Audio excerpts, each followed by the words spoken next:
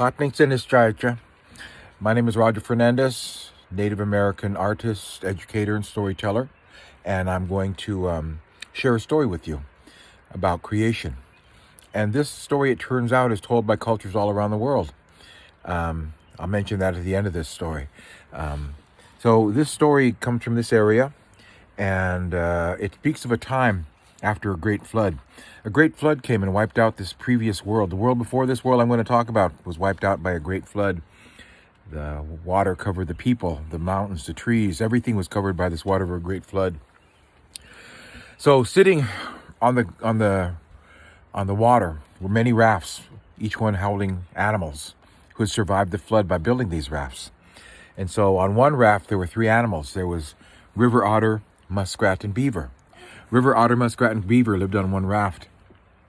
Well, they knew they could not live in a raft forever. They'd have to create a new world. But how could they do this? The only way they could imagine is one of them would have to dive far beneath the floodwaters and bring back up earth from below, bring back up mud from below the bottom of the floodwater to create a new world. But who could do that? The floodwater is very deep. Well, first came River Otter. Said, I'm the biggest, I'm the best swimmer. I can do it, no problem. And River Otter dove in the water, was gone for one day. But you know River Otter, right? You know he loves to play. So he was blowing bubbles and chasing the bubbles. He was chasing his tail. And he came back at the end of one day and he said, I didn't even see any land. But he was so busy playing, how could he see anything? Then came Muskrat. Muskrat said, I'll get the land. But if you know Muskrat, you know he's kind of stuck up, thinks he's really good looking, loves to have beautiful clothes and comb his hair, thinks he's really everybody likes him. He likes to flirt with girls. So Muskrat said, I'll go next. And he dove in the water, was gone for 2 days. And on the second day, he started to meet these shiny underwater people we call fish. And he started to flirt with a girl fish. Oh, hi, who are you? Hey, do you live around here? And he came back at the end of the second day without any mud in his hands. He said, I could see the earth below. I was almost there, but it was too deep. I couldn't do it. Then came Beaver. Beaver walked up last. Little Beaver. And Little Beaver said, well, I guess I'll try. And Otter and Muskrat laughed at him. No way, Little Beaver. You can't do it. You're so tiny. And if we can't do it, you can't do it. I mean, look at yourself. First off, you're short. Second, you're fat. And third, you got a flat face and flat tail and big teeth. So you're short, you're fat, and you're ugly. There's no way you can do it.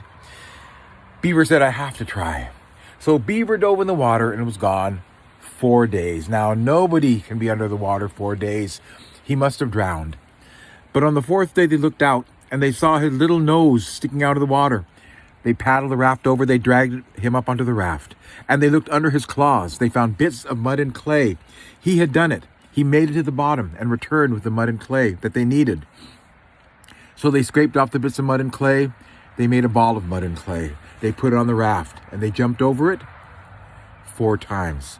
And after that fourth jump, that little ball of mud began to grow. It grew and it grew and it covered the raft. It covered the water. It became the hills and valleys and mountains the Snoqualmie people call their home today. So the Snoqualmie people say the world we live upon was created by the work of that little beaver. And that is all the story of how this new world came to be.